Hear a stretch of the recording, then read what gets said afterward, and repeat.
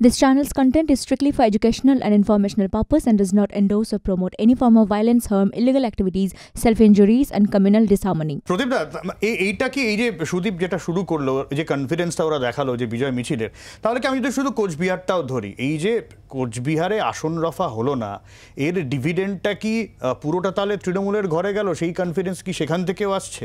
না, আসলে এইরকমভাবে দেখার কোনো মানে নেই। আসন রফা হলো না, ঠিক আছে, আসন রফা হলে খুবই ভালো হতো, এটা একদম নির্দ্বিধায় বলতে পারি। কিন্তু আমি বলছি যে তিনটে জায়গায় ভোট হলো, জলপাইগুড়ি, আলিপুরদুয়ার, কোচবিহার, আমি যদি স্ট্যাটিস্টিক্সে, পারসেপশন তো স্ট্যাটিস্টিক্সের ভিত্তিতে তৈরি, এমনি হয় না। 2009 সালে 3টে সিট লেফট ফ্রন্ট পেয়েছিল, 2014 সালে এই 3টে সিটই তৃণমূল পেয়েছিল, 2019 সালে এই 3টে সিট বিজেপি পেয়েছিল। 2009 সালে যার পার্সেন্টেজ ছিল 45, সে চলে গেছে 5%, বিজেপির ছিল 9%, সে চলে গেল 50%। এরকমভাবে বলা যায় না। এটা ঠিক যে তৃণমূল বা বিজেপি নিজেরা জানতো আগে থেকে যে ওই প্যারামিলিটারি ফোর্স বাড়িতে বসে থাকবে। কালকে তো আমরা দেখেছি, আমি তো আপনার চ্যানেলে ছিলাম, সকাল থেকে বলছি, আজকে এখন বলা শুরু হয়েছে। আসলে তো নির্বাচনটা প্রহসনে পরিণত হয়েছে। যে 3টে জায়গায় ভোট হয়েছে, কোচবিহার ছাড়া বাদবাকি দুটো পার্ট আসলে শান্ত পশ্চিমবঙ্গ, আসল এপিসেন্টারে ঢুকবে এবারে ভোট। তৃণমূল তো শুরু হবে পঞ্চায়েত নির্বাচনের মতো করে ভোট।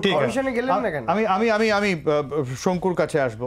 এই যে বিজয় মিছিল, ইলেকশনের রেজাল্ট ঘোষণা হলো না, এখনো পর্যন্ত 6 দফা বাকি, এটা কি বিজেপি তো বলছে এটা ভোটারদের প্রভাবিত করার চেষ্টা?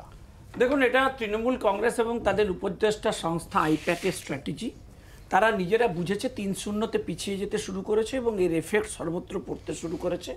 সে কারণেই সেটাকে কমব্যাট করার একটা পলিসি। আপনারা দেখবেন যারা হেরে যান, যাদের টেন্ডেন্সি থেকে যে যারা হারছেন, সেই হারাটা চাপবার জন্য তারা বাইরে অনেক রকম করে চিৎকার করবার চেষ্টা করেন, একটা সাইকো এফেক্ট দেওয়ার চেষ্টা করেন এবং সেটাই তারা করেছেন।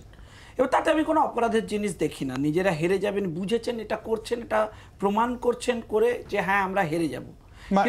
কেন তারা তো বলছে আমরা কনফিডেন্ট, তাই বিজয় মিছিল করছে। কনফিডেন্টের তো জায়গা নেই। একটা কনফিডেন্টের নমুনা হচ্ছে উদয়ন গুহকে লোক লস্কর নিয়ে গিয়ে মানে আমি একটা কিউ ধরিয়ে দিচ্ছি, আমি কি বলার সুযোগ পাবো না, আমি একটা কিউ ধরিয়ে দিচ্ছি, আমি তোমার কাছে আর আমি কিউ ধরিয়ে দিচ্ছি।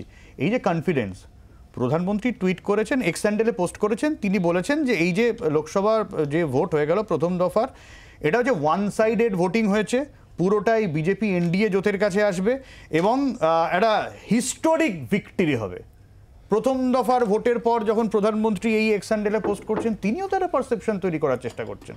দেখুন, প্রধানমন্ত্রী যে পারসেপশন তৈরি করার চেষ্টা করছেন, আপনার মনে হয়েছে, আমি বলতে চাইছি যে সেটা হচ্ছে তার কনফিডেন্ট লেভেল।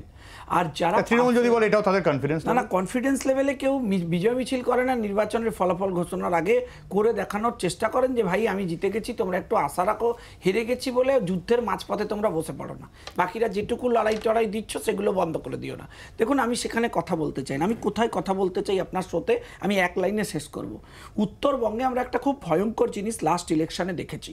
সেইটা থেকে স্পষ্ট হয়েছে যে এরা কতটা হারার দিকে এগিয়ে গেছে এবং ভয় পেয়েছে। আপনি দেখবেন উত্তরবঙ্গে স্যাটেলাইট পুলিশিং হয়েছে। কোনো একটা এন্ড থেকে এরা স্টেটের কিছু সেকেন্ড লেভেল, থার্ড লেভেলের পুলিশ অফিসারকে নামিয়েছেন। তাদের বৈপরীত্য দেখুন, তারা একদিকে শিখাদির মতো এমএলএকে আটকানোর চেষ্টা করছেন, আর অন্যদিকে তারা রিগিং করবার জন্য উদয়ন গুহকে নামিয়ে দিয়েছেন। তাহলে উদয়ন গুহর সময় কি করছে?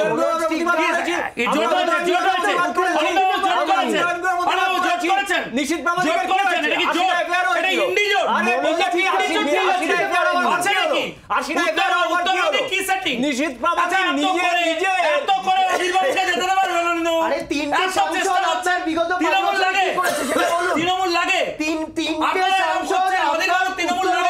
কি করেছে? কোটা চা বাগান খুলেছে, কোটা চা বাগান খুলেছে জলপাইগুড়ি,